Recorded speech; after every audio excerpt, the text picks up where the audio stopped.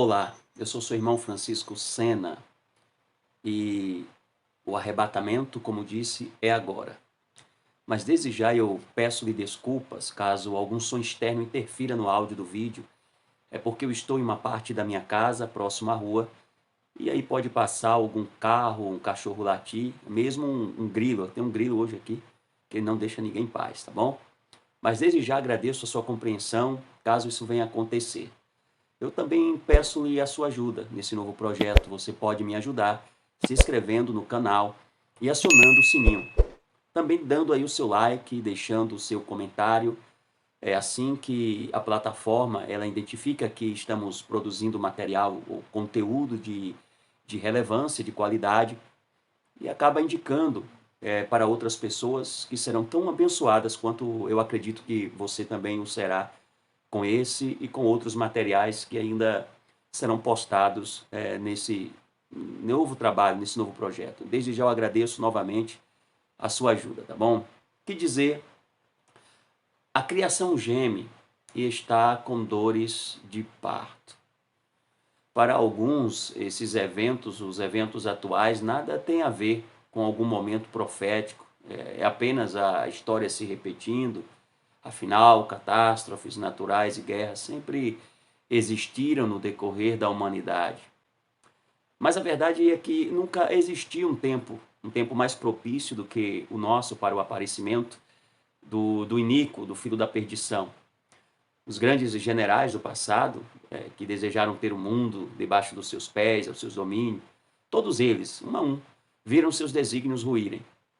E ainda que naquele período eles tivessem exércitos assim super poderosos, né, para o seu tempo, como no caso de Alexandre o Grande e também outros, no entanto, lhes faltava um item crucial, sem o qual não seria possível que as profecias do último tempo viessem a se cumprir.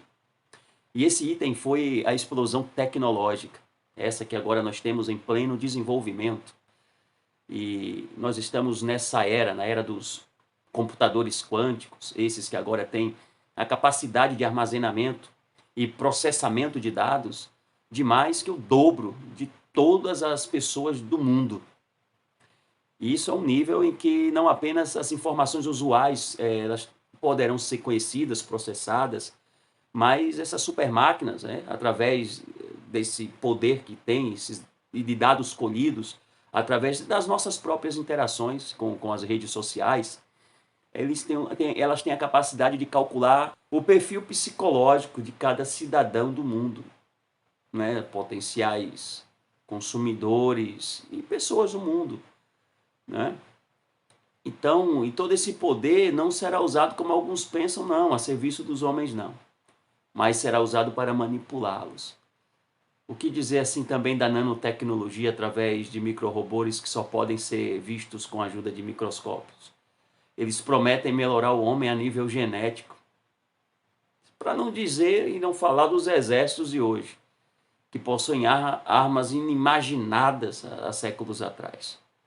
Além de que tudo o que vem a público hoje remete ao fato de que quando um usuário comum, como eu, como você, tem acesso a alguma tecnologia, alguma coisa muito avançada, é porque os grandes laboratórios, as agências governamentais, elas estão anos à frente.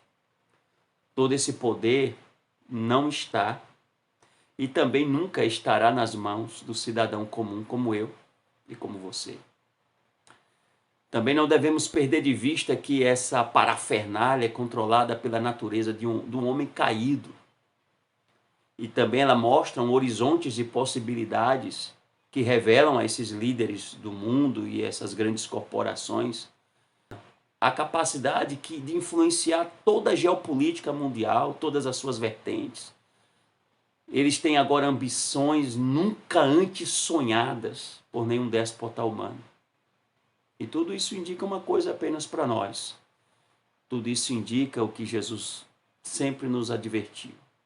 E que é a hora de nos despertar.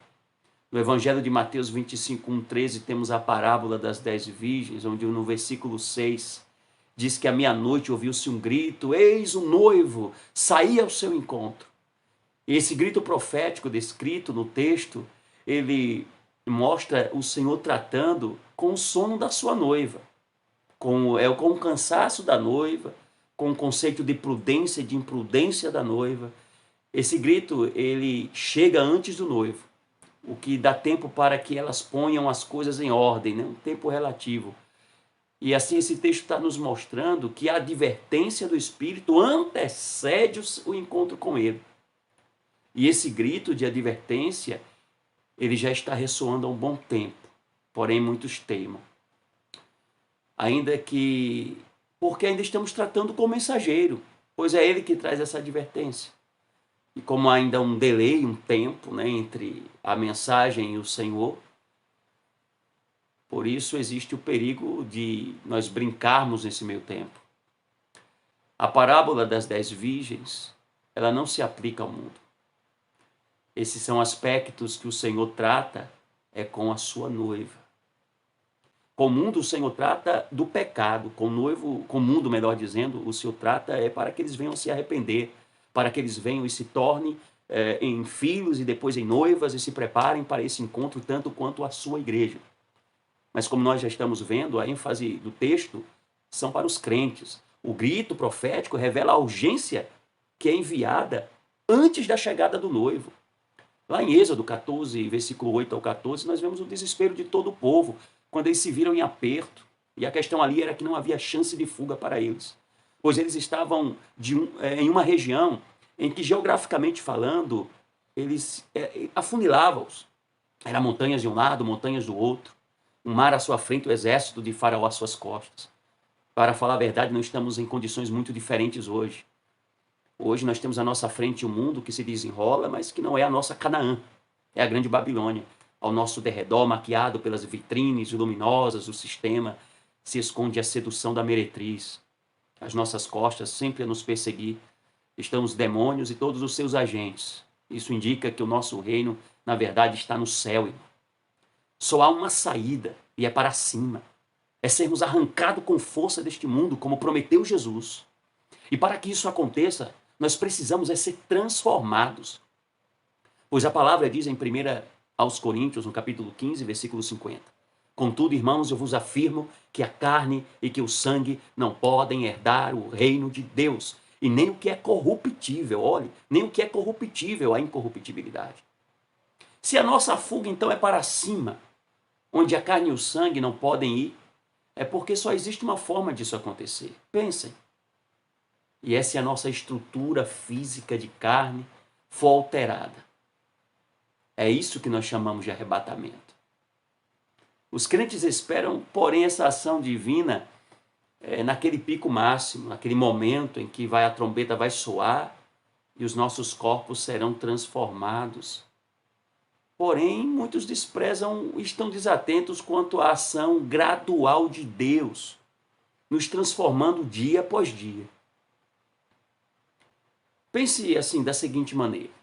Se você colocar uma panela ao fogo, no mesmo instante, nós dizemos que ele já inicia um processo de transformação, que vai acontecendo gradualmente, até que a temperatura da panela chegue, da água, né, chegue aos seus 100 graus, e quando isso acontece, a partir daí, a água passa por um processo de transformação a nível molecular. Ela deixa o estado líquido e passa para o gasoso. É assim que ela sobe. No entanto, sem o primeiro momento, quando colocamos logo ela ali no fogo, não aconteceria o processo gradual para o pico. No início você conseguiria até colocar o seu dedo lá dentro, não é? Sem nenhuma consequência, mas se com o passar do tempo, tente para ver o que é que acontece. Isso porque há um aumento gradual da temperatura até o pico, a evaporação, quando então a água sobe.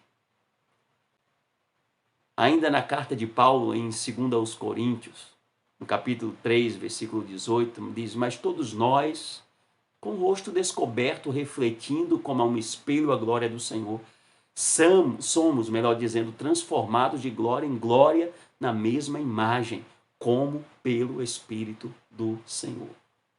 A exposição gera transformação. É isso que o texto diz.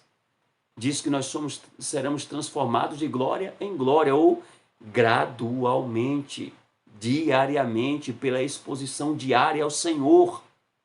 É uma transformação, então, como disse, gradual. Acontece agora. O arrebatamento está acontecendo nesse momento. Perceba. É por isso que eu disse que daquele grito profético, que ele representa o mensageiro, gritando às noivas, advertindo as noivas, chamando a noiva para um despertamento. E assim como a noiva somos nós, estamos sendo chamados para sermos mais intensos no Senhor, para nos despertarmos do sono da indolência. Assim como no primeiro momento em que, como eu expliquei, a panela é levada ao fogo, ali já começa a metamorfose.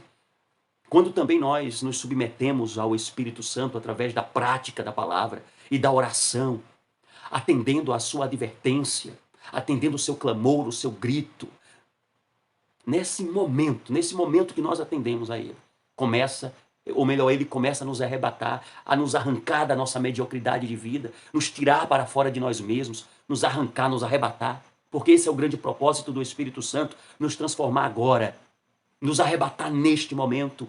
Por isso, se permita ser arrebatado da mágoa, da frieza espiritual, da incredulidade e de outras coisas mais sérias, se for o caso. Quem não estiver passando pela transformação agora, não verá o arrebatamento depois. Como eu vinha dizendo, no caso da panela, se não for levada ao fogo, me perdoe falar tanto dessa panela, mas se não for levar logo no início ao fogo, não evaporará, não passará pelo processo. Nós também não alcançaremos o pico da ação do Espírito Santo se não estivermos sendo arrebatados agora. Tudo que você fizer orando, buscando a Deus, intensificando em Deus, você tem que buscar nível de transformação. Quando assim o Espírito Santo nos transformará e nos levará àquele pico onde o mortal, então, chegará a um ponto da nossa transformação. Ela se inicia antes na alma. Já foi no espírito, mas vai salvando a nossa alma, transformando a nossa alma e alterando a nossa vida em todas as estruturas, e vai ao ponto em que naquele grande momento a trombeta soará e ali nós alcançaremos o pico da ação do Espírito nos arrebatando. É quando o mortal será revestido de imortalidade e o corruptível será revestido de incorruptibilidade. Então, entenda, lembre-se de quando o nosso irmão Estevão foi levado a tribunal para ser julgado como um criminoso, como tendo feito algo de errado. Aquele júri era um júri ilegal, ilegítimo. Mas naquele momento, quando aquele homem foi introduzido junto aos sacerdotes, a palavra diz que naquele momento eles olharam para Estevão e viram o rosto de Estevão como o rosto de um anjo. Claro, o Senhor Jesus disse que lá no céu nós seremos como os anjos. Seremos e teremos a imagem dos anjos. Seremos como eles.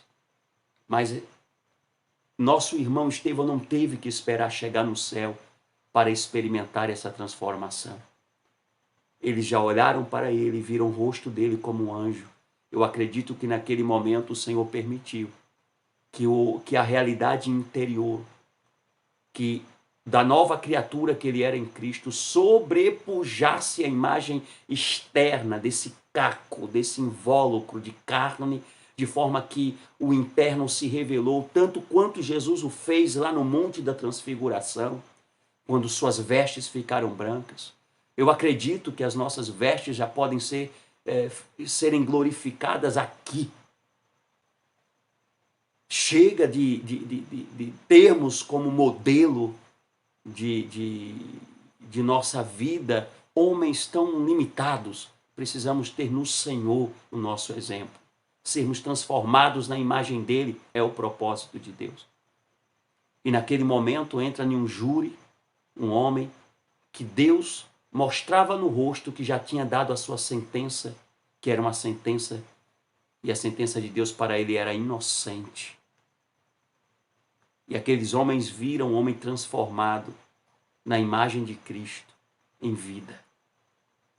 E, no entanto, no início o rosto dele brilha, mas no momento das pedradas, o coração dele aparece e mostra-se um coração transformado, que não pragueja, que não paga mal por mal, mas que diz: Senhor, perdoa-lhes, eles não sabem o que fazem. Então, eu quero convidá-los a se permitir, a se dar o verdadeiro treinador, o verdadeiro coaching, se a palavra é essa, eu não sei, que é o Espírito Santo. Como nós podemos acreditar e depositar tanto a nossa confiança em homens e termos alguém tão grandioso conosco, tão poderoso conosco, tão maravilhoso conosco e desprezarmos a sua presença? Jesus disse que ele viria e ele é para nós, hoje, no seu ministério e como pessoa, o que Cristo foi enquanto esteve fisicamente com os seus discípulos. E quando Jesus foi, ele disse: eu vou, mas voltarei a vós. E ele cumpriu isso. Ele voltou para os discípulos na pessoa do Espírito Santo. Então deixa ele te arrebatar hoje. O arrebatamento é agora. O arrebatamento é neste momento. O arrebatamento é nesta hora. O arrebatamento é nesse instante. O arrebatamento acontece com você agora. Então deixa ele te levar pelo processo de transformação. Entre no seu quarto e já saia transformado pela ação desse Deus que dia após dia nos transforma de glória em glória. Meu nome é Francisco Sena, seu irmão. Espero e sempre desejo o melhor de Deus para a tua vida. E peço que você compartilhe esse vídeo com outras pessoas também, tá bom? Mas me permita orar por você aí, orar para que Deus comece a fazer essa grande obra em sua vida. Levante a sua mão. Senhor nosso Deus, nós te agradecemos porque o Senhor é fiel, porque o Senhor nos deu dentro de nós a vida do seu Filho, a pessoa do seu Filho, o poder do seu Filho na pessoa do Espírito Santo. E hoje, Senhor, nós permitimos ao Senhor nos transformar. Nós aceitamos ser arrebatados todos os dias da mediocridade para a excelência do Senhor, da frieza para a intensidade no Senhor, da mágoa para o perdão, da indolência para a prática da tua palavra, Senhor, da mágoa para o amor aos irmãos, para o pleno conhecimento. Como ministro do Evangelho, eu ministro, seja livre. Amém. Compartilhe esse vídeo com outras pessoas. Eu sei que elas serão abençoadas, tá bom? O meu abraço. Acesse os demais materiais que serão postados. Servirá de grande edificação, tá bom? Que Deus continue abençoando a todos. Fica na paz.